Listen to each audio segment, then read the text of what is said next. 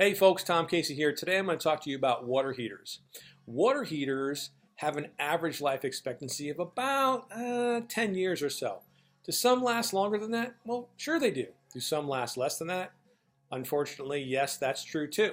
The average water heater has between a 5 and a 6-year warranty from the manufacturer.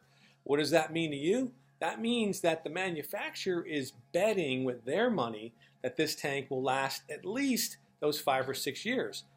They're not willing to bet beyond that. The question is, how much further should you bet beyond that? Because when the water heater goes, a couple of things are going to happen and they're not good. One of them is you're going to be stuck with no hot water. And that's a pretty bad position to be in if you've got to shower for work or shower for school, or you've got kids and things like that, and it's stressful waiting for the repair guy, and does he have the parts, and how much is it going to cost, and things along that line. The other one, which is even worse than the stress of not having hot water, is what if the tank lets go? By lets go, I mean it starts to leak.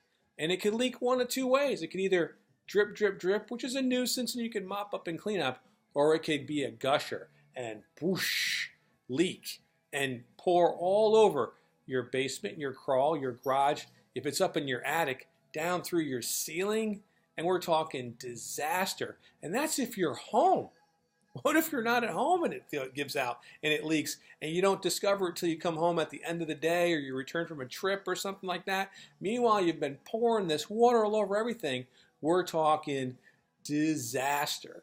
So the moral of the story is you got to know how old your water heater is, and when it gets to be about that 9, 10-year-old mark, it's about ready to retire. Think of it like a car with miles.